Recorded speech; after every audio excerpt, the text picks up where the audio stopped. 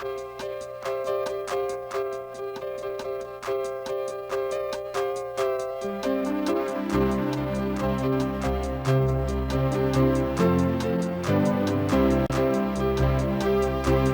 I'm Charles Gross. And I'm Leslie Hoban Blake. Welcome to Two on the Aisle. Yes, and today we're going to talk about a strange loop. And I'm going to begin on this one. Now, what is the definition of a loop? Something that basically goes around in a circle. So when you're finished going around this loop, you're right back where you started. And that's kind of one of the many problems I have with this play, A Strange Loop. The lead character, Usher, by the end of the evening, he's right back where he started. He's garnered no wisdom. He hasn't grown from the experience. He hasn't been changed by it. And you have to ask yourself, what was the point of the journey? Now, Usher works as an usher, get it? That's the play's idea of humor, at the Lion King, and he has this annoying xylophone that he plays, but he aspires to write an autobiographical musical. Now, this show is by Michael R. Jackson, not to be confused with the other MJ we saw on Broadway this season. And I'm thinking, great, we'll have this title of show vibe, or better yet, another Tick, Tick, Boom. And it starts off pretty promising. Usher is dealing with his 6 inner selves, portrayed by the chorus of the show. My favorite, self-loathing.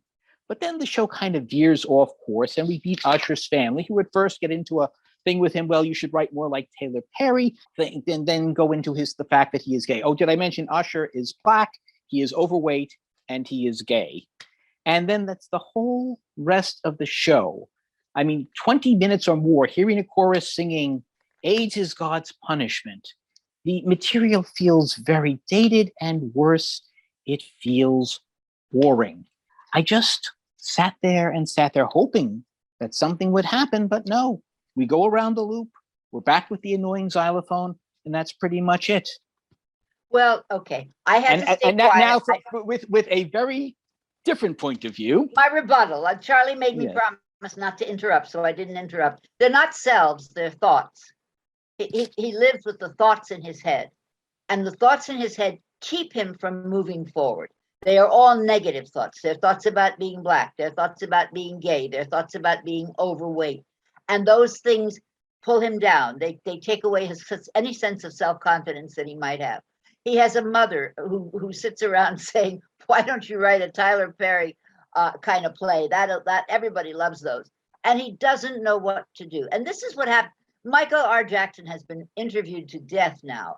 So, you know, everybody knows everything there is to know about him. And what he says is that this play started with the opening monologue that he wrote for himself when he couldn't figure out what to write. He's a graduate of the NYU writing department. I think it's brilliant. I think it's meta to the nth degree. I think it's absolutely brilliant. I thought it was brilliant when we saw it off Broadway. I even like this Usher better. This Usher who is Jaquel Spivey. I hope I'm saying that right. Jaquel Spivey, I think, is an improvement over Owen somebody that we saw before. And I love the first guy a lot. This one starts very slowly, and I thought I wasn't going to like him. But he's only 23 years old. And what happens is he allows himself to grow on stage. So where you say nothing happens, at the end of the play, he's a fully formed or almost fully formed human being, where at the beginning he was just a blob of clay. He doesn't know what he wants to do. He has an inner white girl, which I think is the funniest thing. It's one of the funniest songs of the show. By the way, J. Cole was nominated for a Tony, as was one of his inner thoughts, L. Morgan Lee.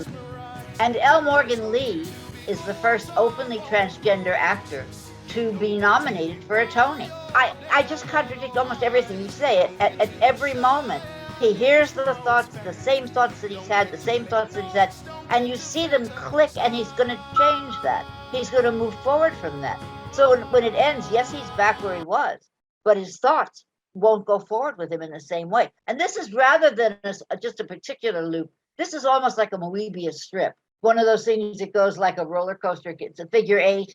So it not only goes back where it started, but it takes a loop-de-loop in the middle. That's what I kind of felt it was. I think it's brilliant. I thought it was brilliant downtown, off Broadway. I saw it with you off Broadway.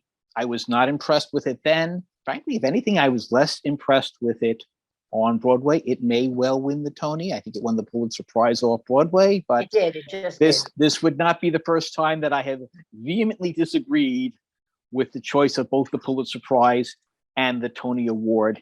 And I cannot in any way, shape, or form recommend this show. And I would only give it 2 playbills.